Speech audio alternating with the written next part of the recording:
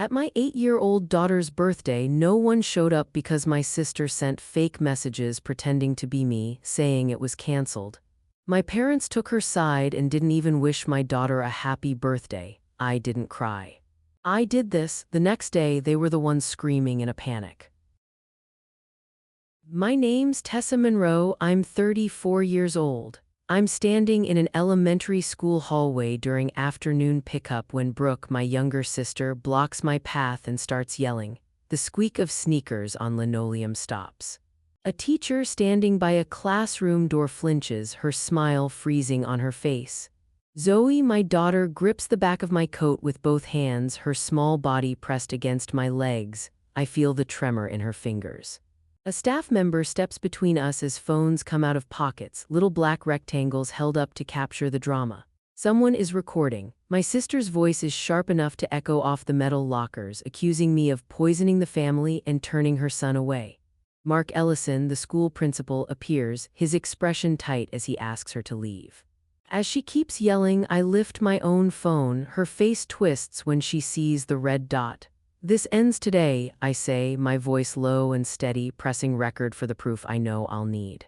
Before I tell you how a ruined birthday party turned into the cleanest revenge I've ever pulled off, tell me where you're listening from. Drop your city and country in the comments, hit subscribe, and switch on notifications for more family revenge stories that prove you can build a better life, even if you have to burn a few bridges to do it. I'm a single mom by choice, which means our little two-person home runs on a rhythm I've carefully built. It's a quiet life, predictable in a way that feels safe. Breakfast is always at the small, sun-drenched table in our kitchen, just big enough for 2 plates and a glass of juice. We have our school drop-off routine, my steady office job with its blessedly normal hours, and then pickup where Zoe's face lights up when she sees me. After that, it's dinner, homework spread across the table, and quiet stories before bed. It's a small world, but it's ours, and I protect it fiercely. Zoe is 8 now, a gentle soul with a mind as sharp as a tack. She's all soft edges and bright, curious eyes, and for the last month she has been counting down the days to her unicorn-themed birthday party. She has a hope that's so pure, so absolute, it feels like a physical thing in our house. It's a light I refuse to let anyone dim. I work a regular office job, nothing fancy, but the pay is steady. Surprises cost money, so I plan. For weeks, our fridge has been a command center. A checklist is taped next to a magnet Zoe made, its neat lines detailing every task.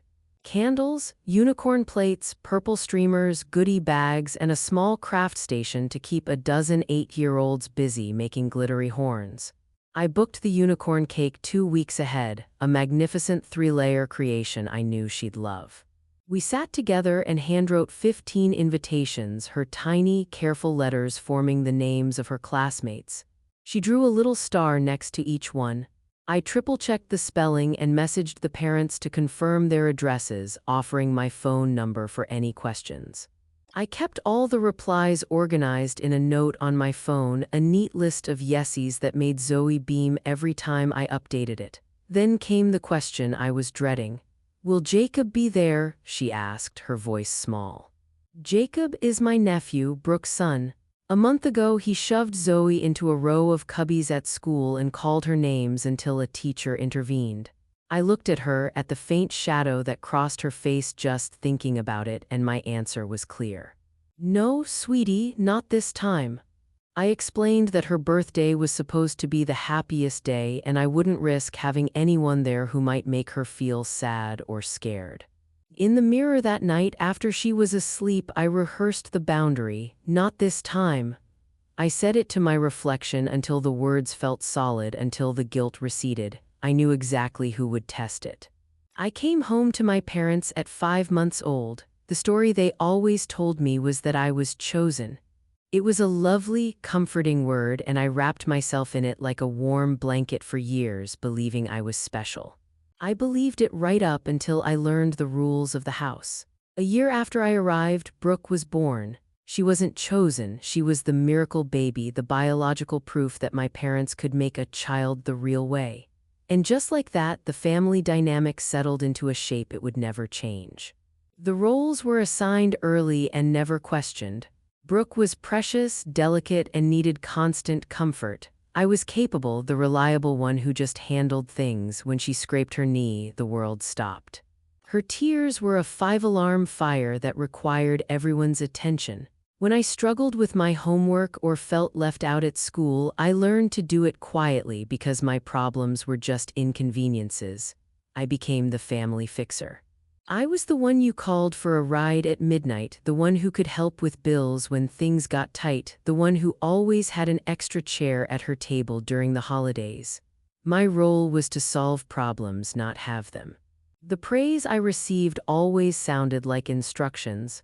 "You're so good at managing everything, Tessa. You don't need much, you're so strong, you're so independent." These weren't compliments, they were expectations. They were reminders of my function. Criticism, on the other hand, only ever came when I dared to need something for myself. "Why are you making such a big deal out of this? Can't you just be flexible?" And the one that always cut the deepest: "Don't exclude family." I learned the central rule of our family early on. Loyalty meant always saying yes, and love looked like carrying more than your share of the weight without ever complaining. I spent years thinking that was normal. It took having a child of my own to realize it was anything but. For the last 2 years, I've been the silent partner in my parents' retirement plan. It started small. "Budgets are just so tight," Mom would say, a familiar sigh in her voice. So I started covering their utilities. It was $540 a month every month, automatically withdrawn from my account. It was easier that way, less of a conversation. Then came the house. They wanted a new roof and a fresh coat of paint. "Just to keep the place up," Dad said. I agreed to fund it, thinking it would be a straightforward project. But with change orders I never asked for and upgrades they talked me into, the total had quietly climbed to $24,800. And then there was Brooke. During her messy divorce, she was in a tight spot. She asked for a loan, just $6,000 to get her back on her feet. 2 months tops, I swear, she'd promised, her eyes wide with sincerity. She scribbled an IOU on a piece of notebook paper, a childish scrawl promising repayment. I took a photo of it with my phone before tucking the original away. It felt cynical at the time, but some instinct told me to do it. When my job offered a great health plan, I added my parents to it. It felt like the right thing to do, a kind gesture. They were grateful at first, but gratitude has a funny way of souring into expectation when you let it. I put everything I could on auto pay. The utilities, the scheduled payments to Victor Shaw, the contractor working on their house, everything. It was easier to manage, just clean numbers on a spreadsheet.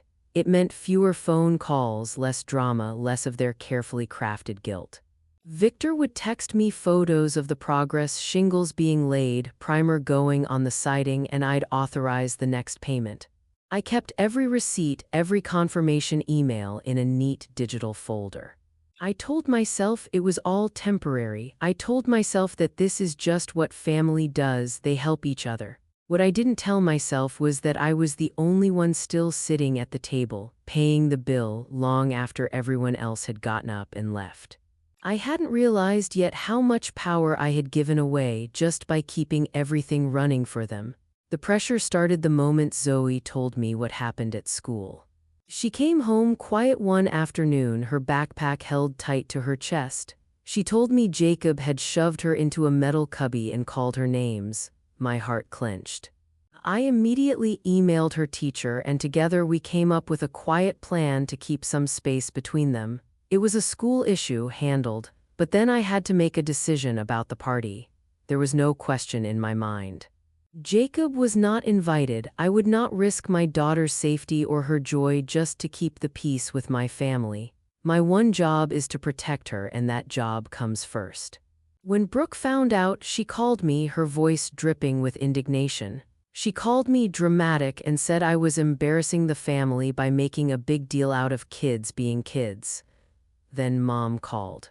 "You can't punish a child for a little squabble, Tessa," she chided. "He's just a boy." Dad got on the line to add his 2 cents. Just be the bigger person, he said, as if my daughter's feelings were something to be climbed over to get to a more convenient place. A few days later, Brooke called with an offer that sounded too good to be true. I want to help with the party, she said, her voice suddenly sweet. Let me help you clean up the guest list. That's how she got it.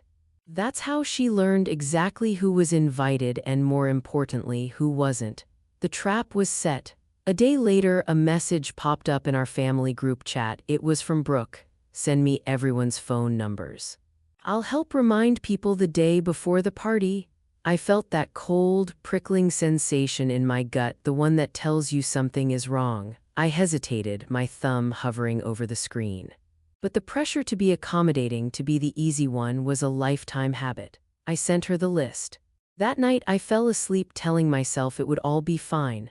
I had a perfect unicorn cake ordered, a stack of purple streamers ready to go, and a little girl who deserved a day filled with nothing but balloons and laughter. The day of the party, everything was perfect. The purple streamers were twisted into beautiful spirals across the ceiling. The unicorn cake sat on the counter, a masterpiece of frosting and edible glitter. The table was set with matching plates and napkins.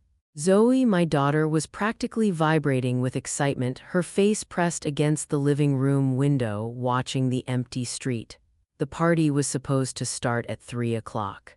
By 3:20, the silence in the house was deafening. I sent a text to one of the moms, a woman I knew was usually punctual. Hey, just checking in, is traffic bad? No answer. Zoe was trying to pretend she didn't notice the quiet, but I could see the hopeful light in her eyes starting to dim. At 4:12, my phone finally rang. It was Laura Bennett, an apologetic parent from Zoe's class. Hi Tessa, she started, her voice hesitant. I just wanted to call and check on Zoe. I hope her fever isn't too bad. My chest went cold. Fever? I asked, my own voice sounding distant. What are you talking about? There was a pause on the other end of the line. The text you sent, she said slowly. The one canceling the party, it said you were so sorry, but Zoe was sick. She read the text out loud to me. Party canceled, so sorry, and at the bottom my name and number were typed out, making it look official. But I hadn't sent it. I frantically scrolled through my sent messages, my thumb shaking. There was nothing. In that single, searing moment, all the pieces clicked into place. Brooke's offer to help with the guest list, her getting all the phone numbers, her anger over Jacob not being invited, the perfect motive, I understood. My own family did this to my child on her birthday. I took a deep, shaky breath and told Laura that there was no fever, no cancellation. She promised to come right over and to text the other parents she had numbers for. I hung up and looked at my daughter. We're still having your party, I said, my voice firmer than I felt. Her little chin lifted in that brave way that just breaks a mother's heart. The next hour was a frantic scramble.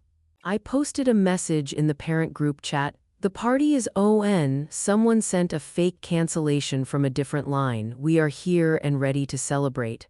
My fingers flew across the screen as I called a few parents directly. It was too late for some. 2 were already at the park with their kids, 3 said they'd try to swing by later, 2 more answered with sincere apologies saying they'd already made other plans. The damage was done. The momentum of the day was broken. Zoe chose a movie to play on the television, a bright, loud cartoon that filled the quiet in a way that felt less empty.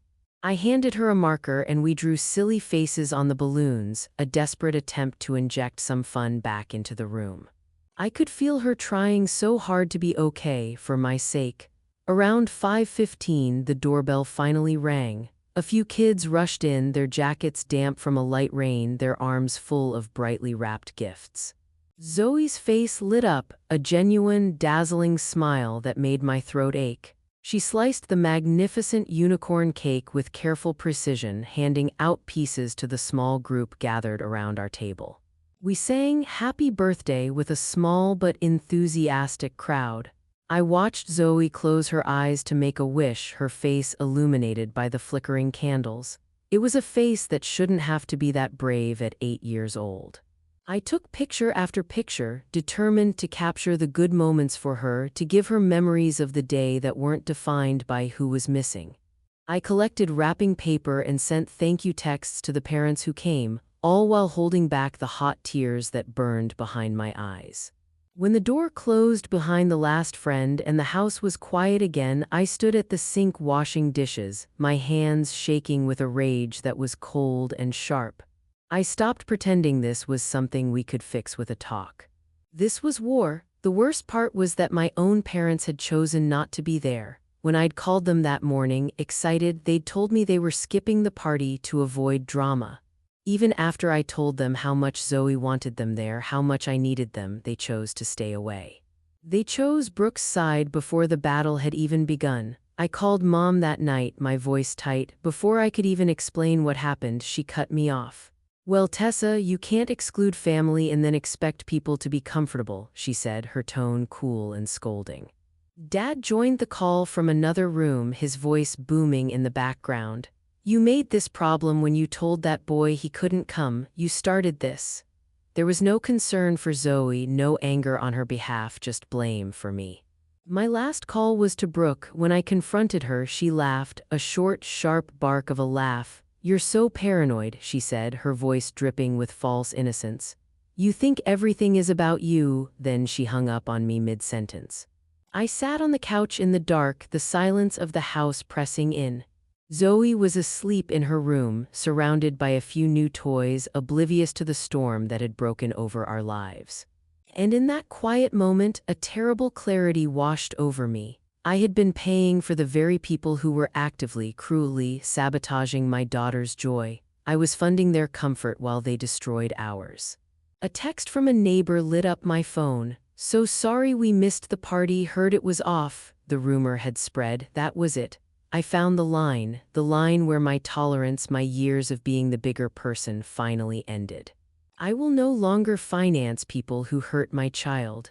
I set my alarm for 5 in the morning. Tomorrow I would start pulling the plugs. Before the sun was even up, I was at my kitchen table with a legal pad and a pen.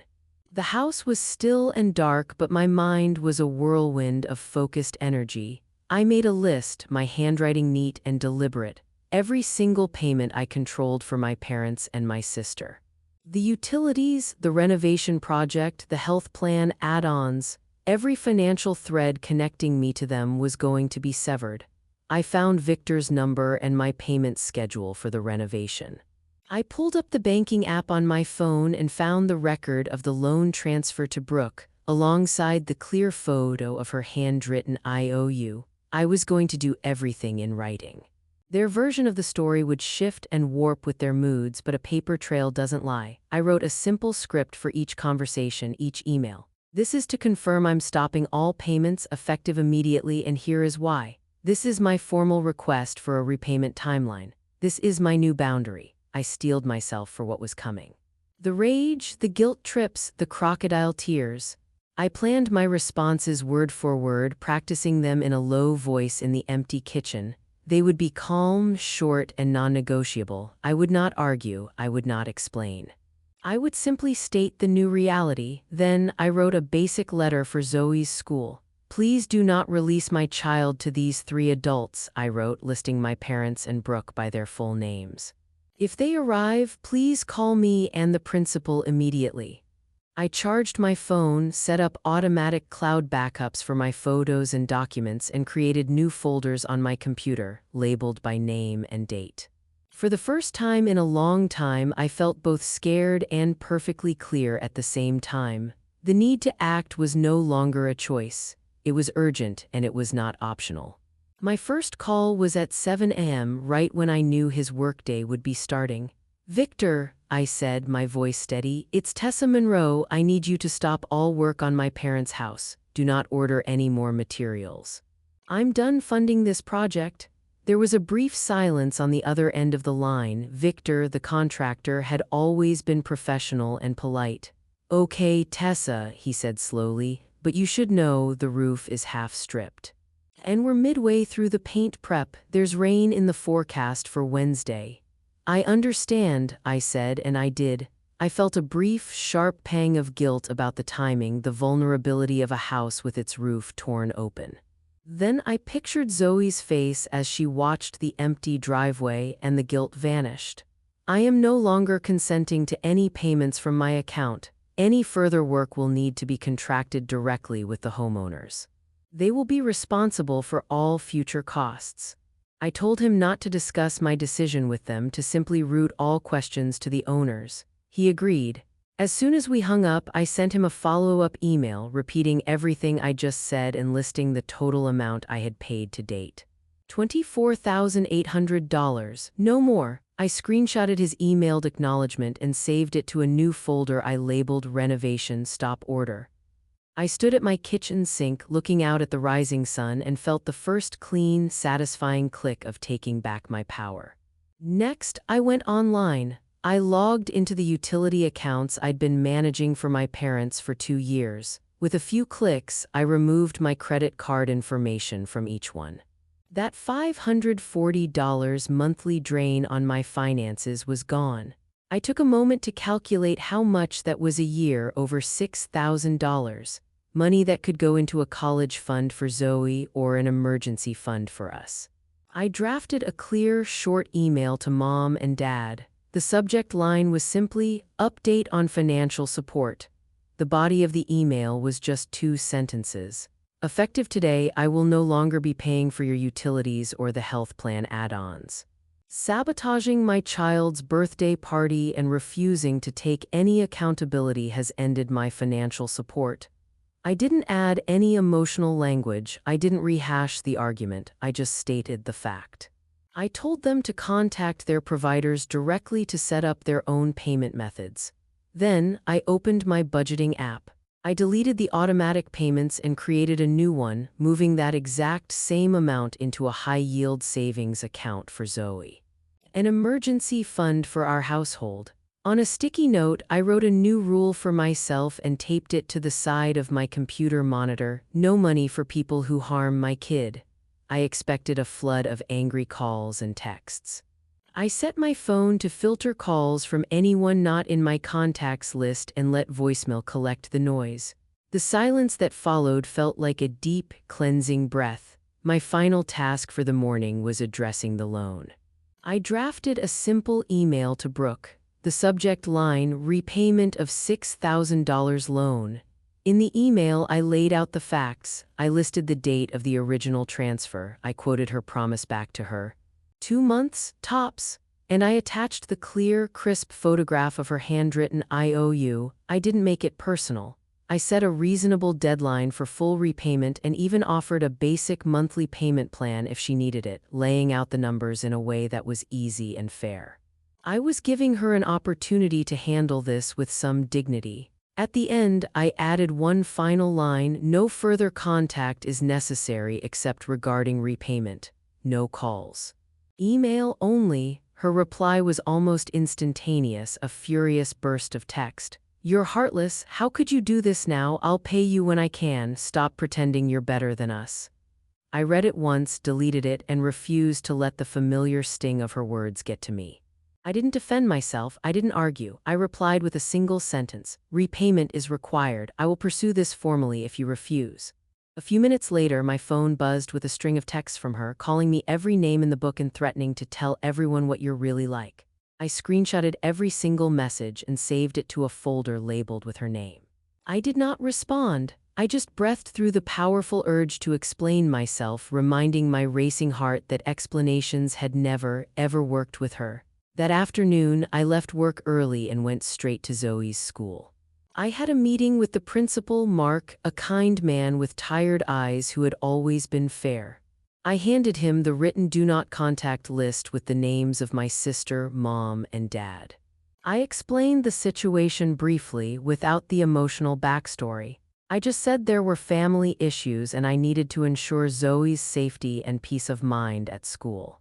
He nodded, his expression serious, and made notes in her official file. "The office will call you immediately if any of them show up," he promised.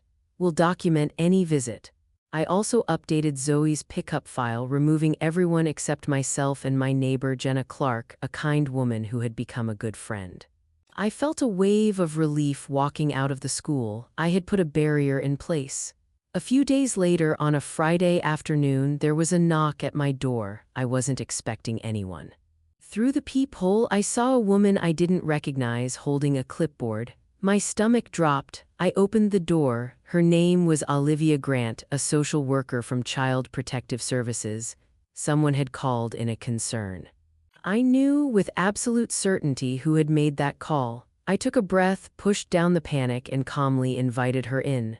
Zoe was at the kitchen table, coloring. The house was clean, peaceful. The visit was polite, professional.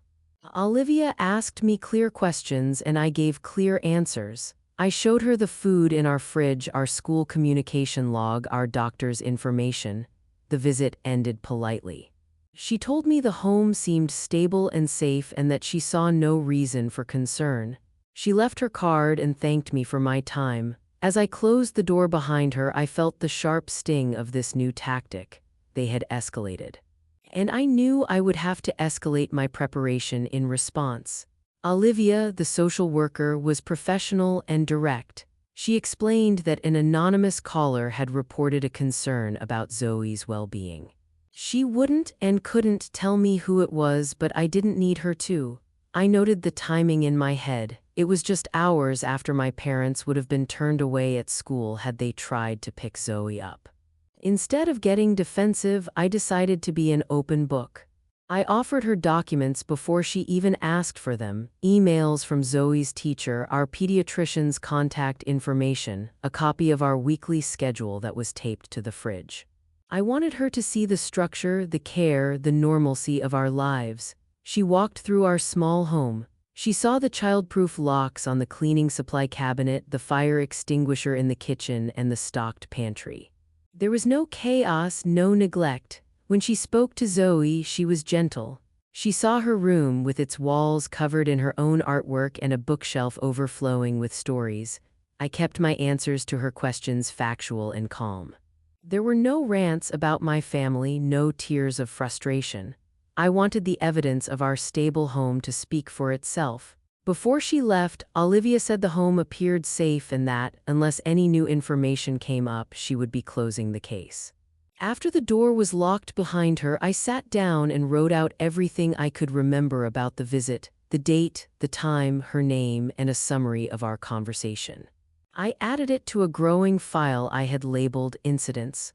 I was done playing defense. It was time to gather proof and use it. A few days later, the other shoe dropped. It was afternoon pickup and the school hallway was buzzing with the usual end-of-day energy. And there she was. Brooke was waiting for me by the lockers, her arms crossed, her jaw set. She stepped directly in my path, forcing me to stop. Her voice, when it came, was loud and sharp, designed for an audience. "How could you?" she yelled. "Turning my son away, ruining this family. What is wrong with you?" A few parents nearby stopped talking. Phones, I noticed, were suddenly being checked, but I could see the screens were pointed toward us. My daughter Zoe tensed behind me, her little hands squeezing the fabric of my coat. A staff member quickly stepped between us, a buffer in a conflict she didn't understand. That's when I lifted my phone and hit record. I said nothing, just let her rant. Her accusations grew wilder, more unhinged. She was painting me as a monster, the one who was tearing everyone apart. The principal, Mark, arrived within seconds, his face a mask of authority. "You need to leave the premises now," he told her. She kept talking, her voice rising in pitch until he threatened to call security. As she finally turned to storm away, I spoke one calm, clear sentence for my recording. "Do not contact me or my child again."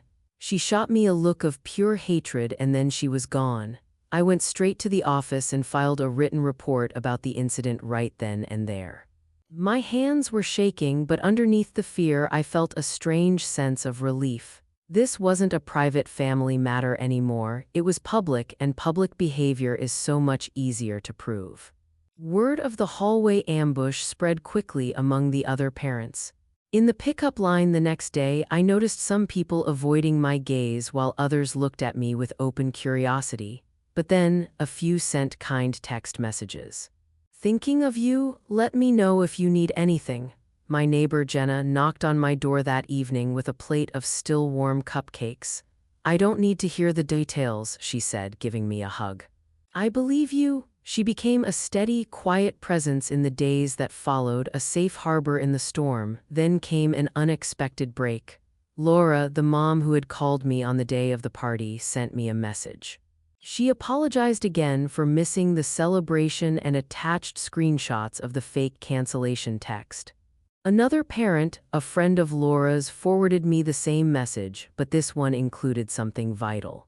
A callback number embedded in the text. When I dialed it, my heart pounding, it went straight to Brooke's voicemail. It was the proof I needed. The cost of all this, however, was landing squarely on Zoe. One night, she asked me if people at school thought she was too much because she had cried during the confrontation in the hallway. I pulled her onto my lap and held her tight. "Crying is always allowed, sweetie," I told her. "And bravery isn't about not being scared, it's about showing up anyway." To give her some tools, I wrote out a small script for her on a sticky note. "I don't like that. Please stop." We practiced saying it at the kitchen table until she could say it without her voice shaking. That weekend, I arranged a small picnic at the park with Jenna's kids and two of the families who had apologized. For the first time all week, I heard Zoe laugh, a real, belly-deep laugh. Our circle was starting to shift. It was getting smaller, but it was also getting kinder and a whole lot safer. That night, I sat at my dining room table and laid everything out. I printed the screenshots Laura had sent me. I documented the callback number that led to Brooke's voicemail. I added a new piece of evidence I hadn't even asked for. My other neighbor had offered me the doorbell camera footage from the day of the party. In it, my mom was captured on the sidewalk, bragging to another neighbor about how they were going to fix the situation with me. It was clear motive. I labeled each item with dates and short, factual captions.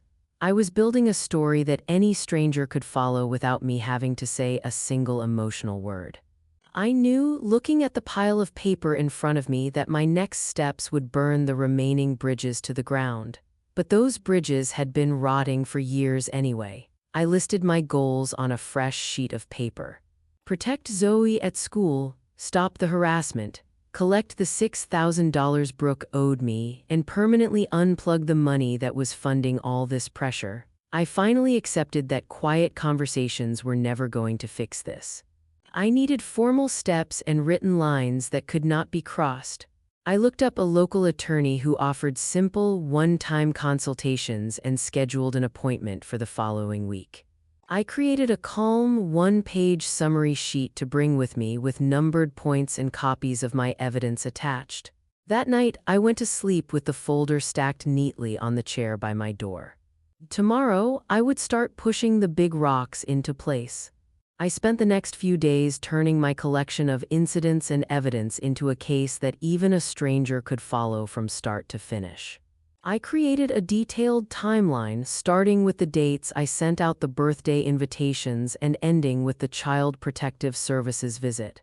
Every event was documented with a date, time, and a brief, factual description.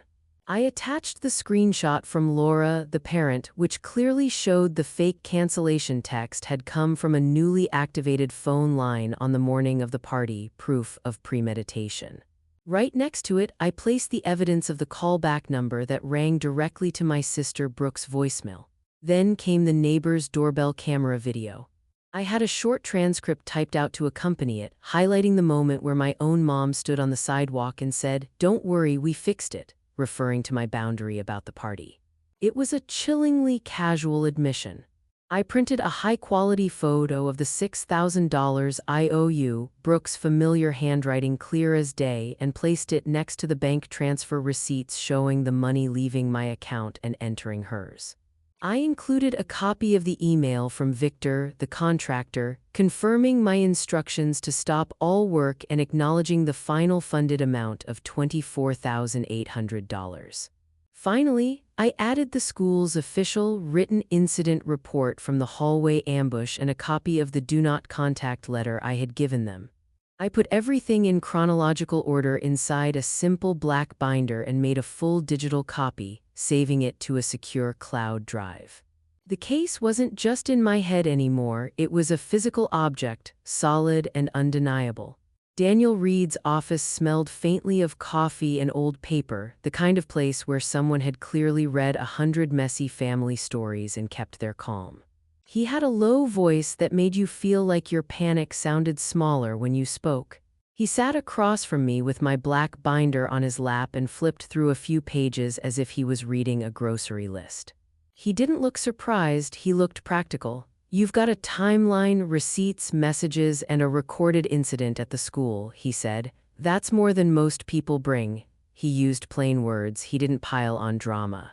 He told me exactly what I needed to do in a simple plan. Send no-contact letters, file in small claims court for the loan, and make a police report for the harassment and the misuse of services. He explained how each step worked in everyday language, what to expect, what copies to keep, how long things usually take. No buzzwords, no threats about long legal wars. Just things that would make the problem stop being invisible. He handed me a packet of letter templates he'd used before. They were short and stiff, which I liked. No room for argument. One was the no-contact letter. Clear, dated, and to the point. Another was a template to file the small claims case with the amount, the IOU photo, and the bank receipts attached. He also showed me how to keep the communication channel narrow. Email only and everything saved. He stressed keeping my replies calm and minimal because anything else would give them room to gaslight me or make me look unstable. We talked money. He was honest about his fee and the filing fees for the claim. I paid for the consultation and left feeling steadier than I had in weeks. He told me simply, "You have the record. Use it." He smiled once, a small, professional smile that felt like permission. When I closed his office door behind me, my binder felt heavier in a good way. I'd gone from being the only one who remembered what had happened to someone with a plan and an ally who knew how to make facts matter. For the first time in months, I slept the rest of the night without waking up and checking my phone. The next morning, I set to work with a quiet, mechanical focus. I used the templates Daniel had given me and wrote the no-contact letters, plain and short. Each one said the same thing: do not contact me or my child except through my attorney, and any attempts to do so will be documented. I mailed them with tracking and also emailed copies so I'd have timestamps in my account folders. The delivery confirmations popped into my inbox like tiny, official receipts that made me feel safer. I gave copies to the school the same day, sliding them across the principal's desk and asking him to add them to Zoe's file. He did it without a look of surprise, just professional, efficient paperwork. I updated the school's pickup sheet and made sure Jenna's name was listed as an approved backup. Then I changed my phone settings. I blocked numbers one by one: Brooke, Mom, Dad. I let their calls roll to voicemail and set the voicemail to save transcripts so I had written records. When they left messages screaming or crying, the words would be captured in black and white and added to my folder. I also tightened up my social accounts, took down my neighborhood details, and scrubbed any public calendar entries. I told Jenna and Laura exactly what to say if anyone asked about us. "We're not discussing it." Short, firm. Then I lit a candle in the kitchen, a tiny ritual to mark the moment. I sat with the quiet for a few minutes and said out loud, "We are safe." It felt like threading a new rule into the house, a practical little spell. Fewer contacts, more information, less room for manipulation. Filing the paperwork felt heavier than I expected and lighter in a different way.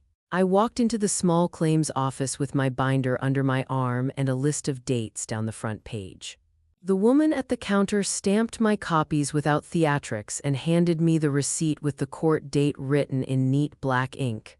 It felt official in a way my emails never had. I filed the police report at the station the same day, explaining the fake cancellation, the school incident, and the other harassment. The officer took the notes and gave me a case number. He didn't promise the world. He promised it'd be on record. That was enough. I dropped off copies of the no-contact letters and the police report at the school again, so everything had crossover documentation. I emailed Victor, the contractor, a short note reminding him no future questions should come to me and that any discussion about the house needed to be with the homeowners. I wanted no more surprise texts about shingles or change orders in my life. When the stamped court papers were on my kitchen table, I felt the gravity of what I'd done. There was no going back. I circled the hearing date on my calendar and booked a sitter for Zoe. I printed an extra folder for my attorney and scanned every receipt one more time into the cloud. I told Zoe in the simplest words I could find, "Some adults made bad choices. They won't be around us for a while. We'll be okay." She nodded, trusting me the way children do, and went back to drawing with her markers. That night I walked until the city quieted down, letting my steps make my breath slow. The burn of relationships would come after, I knew that, but I had made a decision that couldn't be half-hearted. I had accepted the burn so our little family could stop getting scorched. Court day was a bright, ordinary morning. I sat in the bland waiting room, my binder on my lap, tapping the spine with a thumb to keep my hands busy. The room smelled faintly like cheap coffee and hallway cleaner. My sister arrived late, hair a little wild, anger like a dark knot in her expression. She met my eyes once and looked away. People in the waiting area glanced over, curiosity flicking like static. I straightened my shoulders and breathed the way Daniel had taught me to, slow and even. When the judge called our case, the room felt smaller, like everyone's focus was suddenly a magnifying glass. I had practiced one steady sentence in my head, facts only, and I stuck to it. I handed the judge a neat packet, the IOU photo, the bank transfer receipts, screenshots of the fake cancellation, the voicemail callback number proof, my neighbor's doorbell video transcript, and the school incident report. I put each piece on the table with a tiny explanation for the clerk, date, what it showed, why it mattered. My sister tried to speak first, muttering something about paying in cash sometimes and me being dramatic. She had no receipts, no proof. Her words felt thin against the stack of paper between us. I spoke last, calm and precise, dates of the transfer, the promise she'd made, the IOU I'd photographed before putting the original away, and the timeline that tied the fake cancellation to a new phone line activated that morning. I let the recordings play, my sister's voicemail, the doorbell clip, and watched their faces. The judge asked a few simple, clarifying questions, flipping through the pages without judgment. He checked the transfer dates, glanced at the IOU, and nodded at the photo of the new phone activation. There was a moment of hush, the kind where you feel every second. I breathed and felt steadier than I thought I could be. When the judge leaned forward and said he'd review everything and make a decision, it both thrilled me and didn't. I didn't need vindication to know I'd done the right thing. I needed it because sometimes the law is the only tool that makes people do the responsible thing. I left court with a sense that the path I'd taken, slow, boring, and paper-heavy, had weight. The world had rules if you could show them the receipts, and for the first time in a long while I had more than just my promise. The judge's gavel wasn't dramatic, it was more like the end of a chapter, clean, final.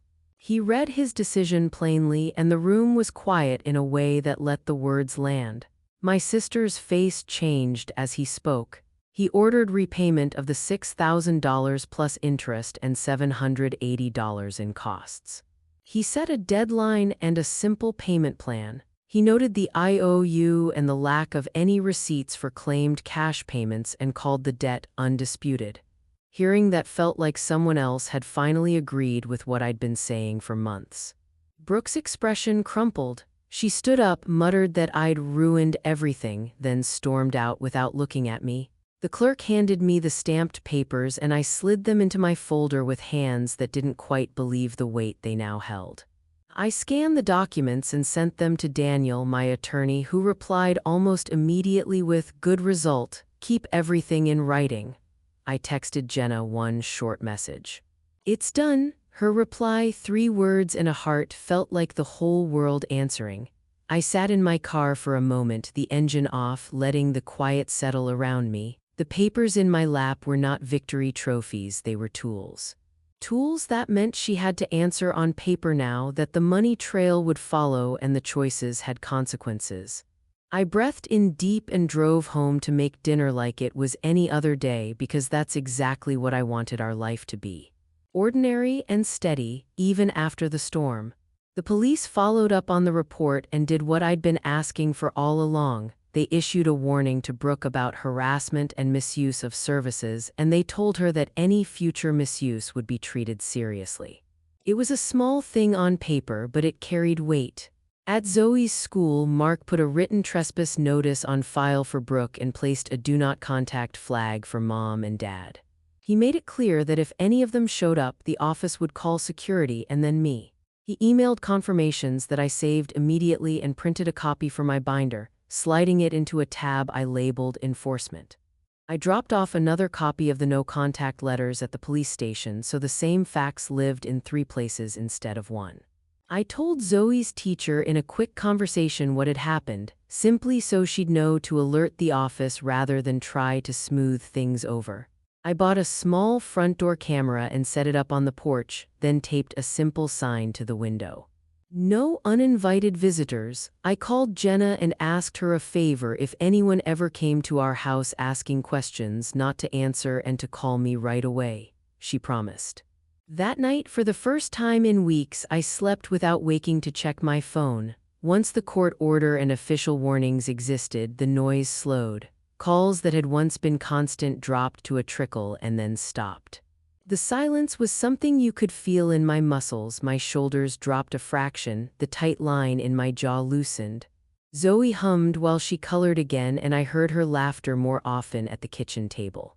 Without my payments, Mom and Dad suddenly had to handle their own bills and their contractor issues. The power shift didn't feel like revenge so much as a natural consequence falling into place. Because I stopped paying, they had to face the thing they'd asked me to carry. I found myself planning for the first time in months, small normal things, a backyard movie night, a weekly dinner that wasn't about managing crises. I checked my budget and smiled when the red lines that had once haunted me were gone. I pulled out an old recipe card and started chopping onions to make dinner, music playing low in the background. When I looked in the mirror, I saw my own face again, not ragged from holding everything up, but steady. The house felt like it was settling into a better rhythm. The loud, dramatic part of the fight had passed. What remained was the steady work of building something quiet and safe. Then the weather did what weather does. Clouds rolled in over Mom and Dad's house and the half-stripped roof started to leak. Photos showed towels laid out in messy lines and buckets catching water in the garage. Victor texted me once, polite and to the point, asking if I wanted him to come back and finish the job. I replied with the message I'd been using for weeks: all questions and payments must go to the homeowners. He answered that he needed a deposit to resume work and that he couldn't finish without full payment. I didn't respond beyond that. The paint work stalled, ladders sat unused, and the house looked like a project abandoned mid-breath. Mom left a voicemail in the late afternoon, crying about how people would judge them when they drove past, about the shame of a roof that leaked. I saved the voicemail and wrote down the date and time it came in. I didn't answer. Later, a cousin texted me that Dad was blaming the contractor for incompetence. I let the messages come and go without stepping in. Natural consequences were doing what they were supposed to do, making those who relied on me face the costs of their choices. I felt for the discomfort they were now living in, the same way you might feel for someone learning to swim by being put in shallower water than they thought. But this time, I kept my hands out of it. Mom's voice moved through the phases like a weather pattern. One minute she was a wet, quiet apology, the kind that sounds like it could break, but her pleas were always wrapped in blame. "Tessa, we didn't mean for any of this to happen," she sobbed into the phone, and I let the first few sentences wash over me while I stood at the sink rinsing a plate. Then Dad would call, trying the old guilt angle, the one about sacrifice and family obligations. "We did everything for you," he said, like that should cancel out the fact they'd taken my child's day. I listened the way I had learned to listen to them, without taking the bait. Brooke's texts were their own beast. First, she cried crocodile tears in a public post, the kind that was meant to drag people into her drama. Then the messages turned sharp, accusations, threats to tell everyone things that would paint me badly. She tried scaring me with talk of reputations and rumors as if that could force me back into old roles. I saved every word. I kept my replies to one line, the same script Daniel had told me to use, all communication through my attorney, no direct contact. It felt strange at first to be so mechanical with family, but it protected both Zoe and me from getting sucked into another night of frantic explanations. Some calls were quieter, more passive-aggressive. Cousins who wanted to understand both sides and aunts who called to tell me I was making a scene. I kept my tone flat and my answers short. We are following the school's process. All questions go through my attorney. That line worked like a shield. It annoyed some people, but it also shut the door on conversations I didn't have the energy to have. Over time, the volume of calls dropped. The threats lost their steam. The frantic messages slowed to an occasional, testy voicemail which I saved and logged with a date and time. Silence started to mean something here, control, not surrender. The way our neighborhood shifted surprised me. Jenna, who had brought over cupcakes when the hallway ambush happened, started telling a few people the truth, gently correcting the rumor that I was unstable. She did it without drama, just little facts slipped into conversations, the kind that let people see another side without forcing them into my business. Laura became an ally in a different way. She shared what she had saved, the screenshots of the fake cancellation, and she apologized in person when she could. That mattered more than I expected. A handful of parents who'd missed the party came around, quietly asking if Zoe was okay. Some of them admitted they'd been told the cancellation came from my number and were embarrassed when they learned the truth. Invitations for playdates trickled in like cautious rain. I checked with Zoe first every time. Her choice was the only one that mattered now, and slowly the circle around us grew uneven but safer. The principal began complimenting Zoe for how kind she was in class, and those small, official nods helped the other parents see that things were under control. I started stabilizing our life step by step. We made a simple weekly plan so the days had shape again. One friend night for Zoe where she could invite someone she trusted, one quiet night for us to read books and cook together, and one weekend morning for pancakes and the library. The boundaries we'd rehearsed, the short scripts like "no thanks," "please stop," and "I need space," became routine. Zoe practiced them with me across the kitchen table until she said them like a small, obvious power. We opened a kindness jar and dropped little notes in it whenever something good happened: an unexpected hug, a friend showing up, a funny thing Zoe said at school. The jar filled more slowly than I liked, but each note was proof that our life was getting better in small, steady strokes.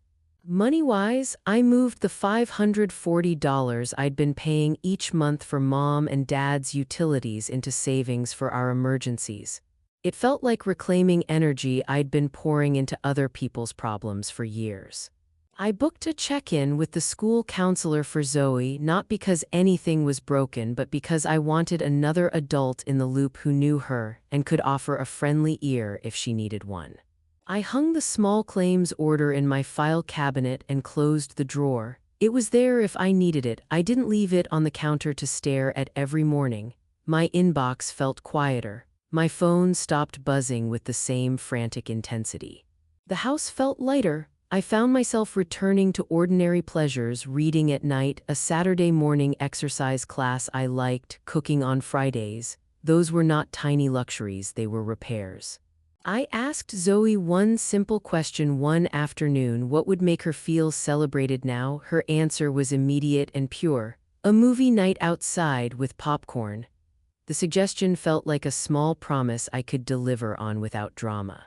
I called Jenna and asked if she could bring that projector she kept promising to lend me. She arrived with blankets and a big smile, as if she'd been waiting for any excuse to help. We hung a white sheet across the fence and tested the sound with a goofy dance, the kind that makes kids roll on the lawn laughing. I invited just a handful of kids and parents who'd shown kindness. Keeping the list small was deliberate. I didn't want to repeat the old model where too many voices meant someone could hijack the story again. Laura came early, carrying a tray of popcorn and a quiet apology. She didn't grandstand, she showed up, and that mattered. We laid out blankets, lit a string of little white lights, and watched a silly, loud movie that made Zoe snort with laughter. There were no perfect moments, only steady ones. Jenna manned the snack table, Zoe ran between blankets like a tiny comet, and a few parents stayed late to help fold chairs. I took pictures with my phone, no staged posts, just honest shots of faces flushed from laughter. I saved them in a folder called Proof, Good Days. After everyone left, Zoe climbed into my lap and said, sleepy and satisfied, "Mom, that felt like my real birthday." I put that sentence on a sticky note and stuck it to my mirror. It was a small sentence, but it held everything I wanted to protect: ordinary joy, chosen people, and safety that we built ourselves. I sat down with my laptop one slow Saturday and did what I should have done years ago. I reconciled everything. It felt almost ceremonial, pulling up the bank account, the auto-pay list, every monthly charge that had quietly siphoned off money I could have spent on Zoe. I canceled the health plan add-ons I'd been carrying for Mom and Dad. It took 10 minutes on the phone and a confirmation email that I saved in my incident folder. The relief was immediate, like unclasping a necklace that had been too tight for too long. Then I set up automatic transfers to savings on the exact day the old payments used to go out. $540 a month became the backbone of a real emergency fund for our household. I rounded up the numbers and built a small, fun fund so I wouldn't be scraping at the last minute when Zoe wanted something simple: a class present, a field trip payment, a new art set. It felt good to watch the numbers in my budgeting app change from a slow leak into a steady climb. I closed the health add-on accounts and sent Mom and Dad the confirmation numbers. That was awkward. Mom left a voicemail that sounded like grief and anger braided together. I listened, wrote down the date and time, and didn't call back. They had to manage their own bills now. That was the point. I stopped checking other people's mailboxes and started paying attention to our calendar. I made a simple 3-month schedule: school concerts, doctor appointments, Zoe's playdates, court follow-ups, and stuck it on the fridge. It kept the noise out of our life. Small things mattered. I bought new paint for our hallway and made it a project with Zoe. She chose a bright color and we taped the edges together with giggles and stickers.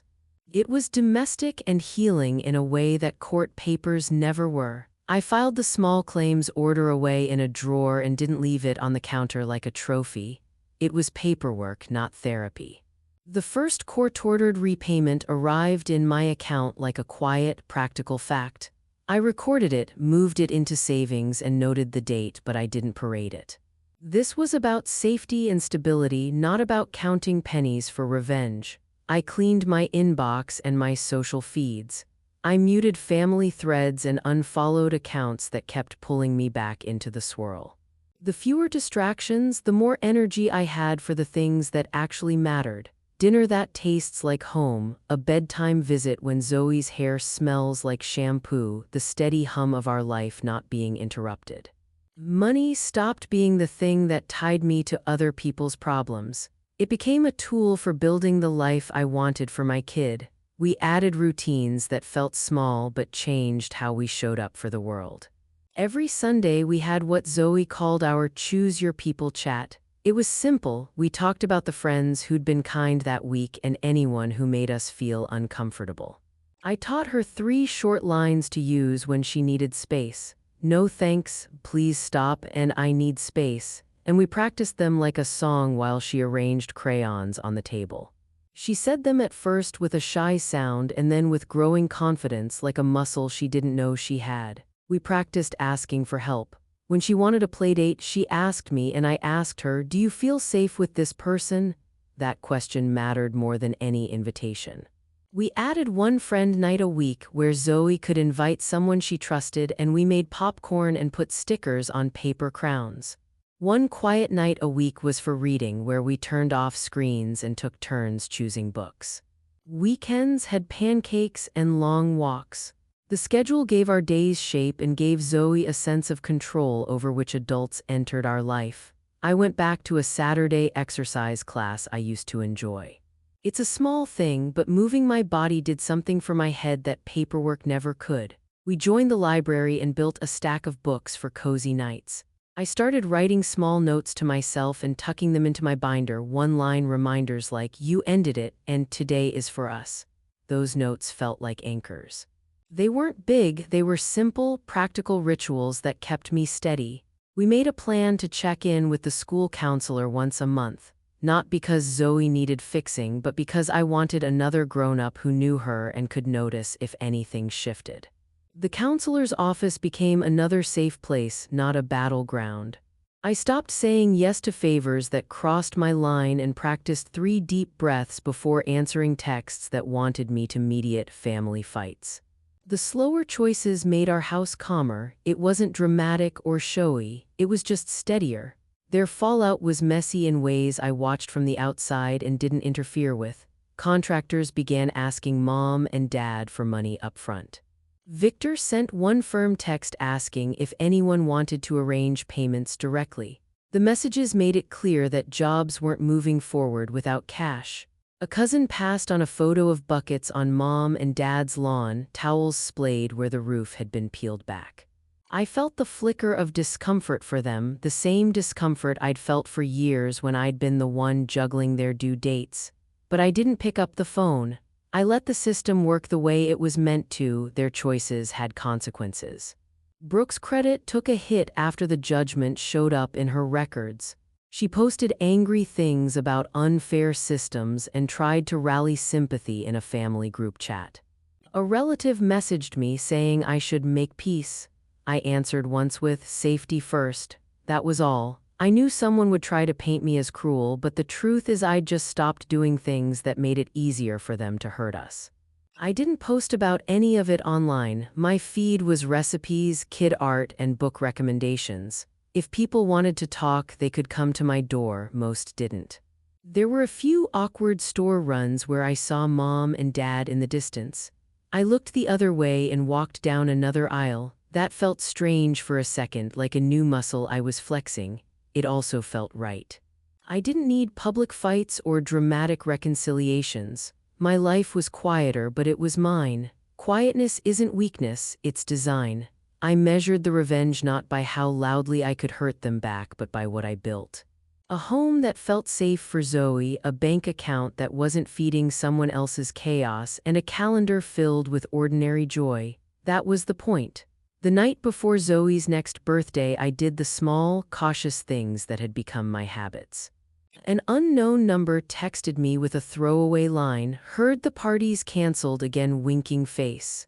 My stomach clenched for half a beat, and then I forwarded it to Daniel, my attorney, with a single note, "Add to file." I didn't reply. I added the screenshot to my incident folder and labeled it with the time.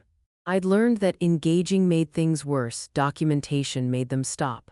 I called Laura and Jenna to make sure the invites were clear and said, "No surprises tomorrow." They laughed and said they were bringing candles and a spare blanket in case it got chilly. I posted a short, private message to the parents who were invited. "We're excited to see you tomorrow, rain or shine." The sentence was calm and steady, like the rest of the changes I'd made. I checked the front camera to make sure it was recording and charged my phone until it showed 100%. I put my phone on the counter where I could see it and left it in the same place overnight. I emailed the principal a quick note thanking him for standing by us and saying we appreciated the extra watchfulness tomorrow. He replied with a one-line, "We've got you." That small, bureaucratic kindness felt huge. I talked to Zoe about what fun looked like, not what fear looked like. We read a book about space and she picked galaxy frosting for the cake. She flopped onto her bed and colored star stickers on an index card, entirely unconcerned. I locked the door, double-checked the porch light, and set out the extra folding chairs. I went to bed with the plan in place and the phone plugged in on the counter. If anything happened, I decided to follow the steps I'd set: call Daniel, call Mark at school, don't engage. I slept with the sound of the fan and Zoe's quiet breathing through the wall. The door was locked, the camera was on, and for the first time in a long time I felt like the grown-up in the room who knew how to keep us safe. An unfamiliar car slowed past our house as the first guests started to arrive. It rolled slowly like someone trying to read a party from a windshield, then pulled away when it caught the porch camera and saw people on the lawn. My phone buzzed with a message from a blocked number, a one-line taunt, then nothing. My thumb hovered over it for a full second and then I set the phone down. I'd promised myself a script, document, forward to Daniel, do not engage. So that's what I did. I forwarded the screenshot to him with the short note, add to file. My chest still tightened, but I felt the old panic lose its edge as soon as I took that small, familiar step. Kids began to pile into the yard, shoes slapping on the driveway, backpacks still damp from the walk, the smell of sunscreen and cut grass mixing with the popcorn from the kettle. Zoe's friends arrived in bunches, shrieking and trading secrets on the porch. She ran at them like a small comet, and I watched their faces for the rest of the afternoon. No prompting, no adult coaxing at the gate, just kids who wanted to be there. Jenna handed me a tray of cupcakes and gave me a small, private thumbs up.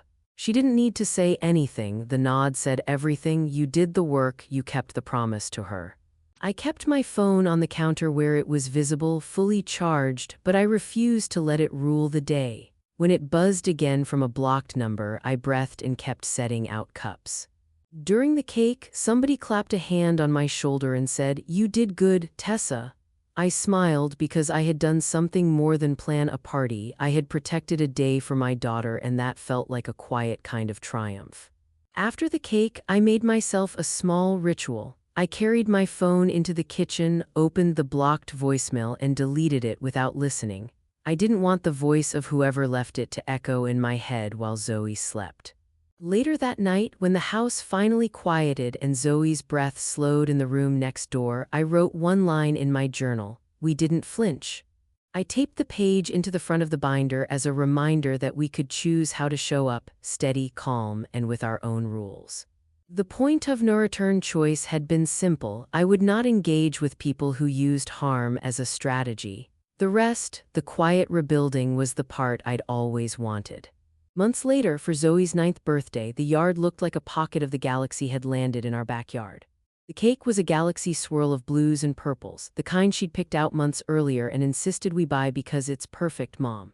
The house was noisy in the best kind of way, running feet, sticky hands, paper crowns, and the kind of laughter that makes the whole place feel lighter. Parents who'd shown up because they wanted to be there sat on folding chairs talking about school projects and summer plans. There was no undercurrent of rumor, no furtive messages about cancellations. It felt deliberately ordinary, and that ordinariness tasted like a quiet victory. We took photos, real ones, not staged, of faces with frosting on their chins, of Zoe mid-laugh with a paper crown askew, of friends piled on blankets for a movie. I saved them in a folder labeled Proof, Good Days, a name that had a smug sort of satisfaction now. After the party, Zoe and I sat at the kitchen table and wrote thank you notes. She wrote, in her careful, looping letters, "Thanks for being my friend." I addressed the envelopes while she drew little stars on each card. She looked up at me and said, sleepy and content, "Mom, this was the best birthday." I felt every quiet piece of the last months line up and settle into place like bricks. The contrast between that noisy, safe day and the hallway days felt like a physical thing in my chest. Where my heart had once been a tight fist, it was now a loose hand. I didn't shout or throw a party to gloat. I baked, I hugged, I let the normal days be normal. The opening scene in the school hallway, phones raised, voices echoing off lockers, was still there in my memory, but it no longer defined us. The echo now was different. Kids calling out to one another from the yard, Zoe's laughter cutting through the dusk. That was the sound I wanted to live with. Boundaries have a way of settling in when everyone knows they're real. The court-ordered repayments came in as clean, quiet transactions.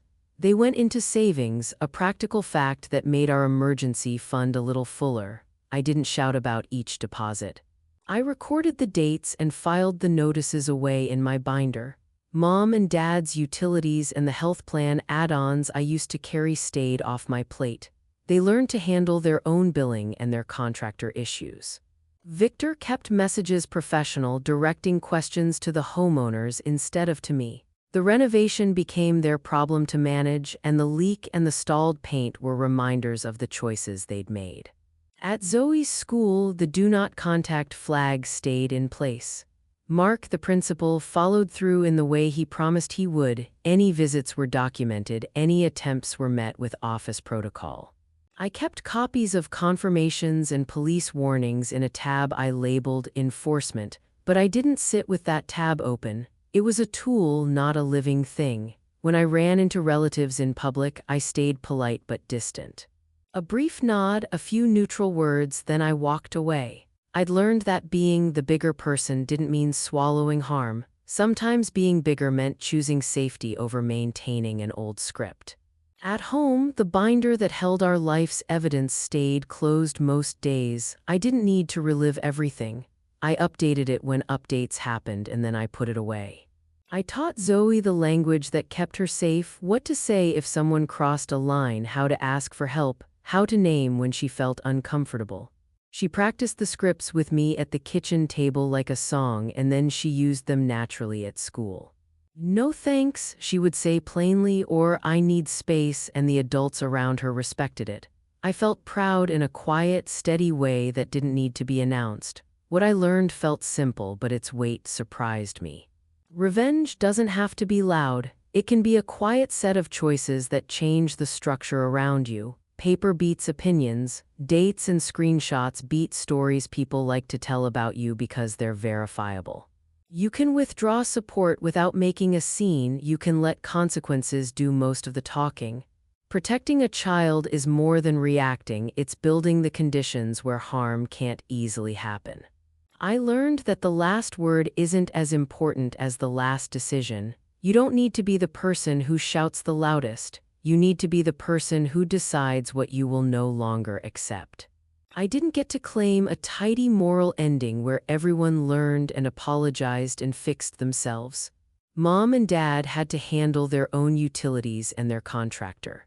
Brooke's name showed up on records in a way that made it harder for her to borrow and made her think.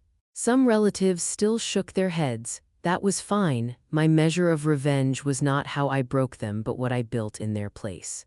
I rebuilt our circle, smaller, safer, chosen. Zoe's room is full of art and books, not arguments. Our door is open to kindness and shut to chaos. I kept the binder on a shelf, not on the kitchen table, and I looked at it when I needed the reminder that I had done what needed doing. If this story hit you in a place that matters, tell me about it in the comments. Where are you listening from? Share your city and country, and if you haven't already, hit subscribe and turn on notifications.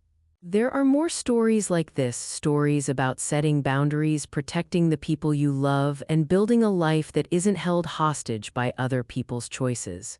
Your voice matters here.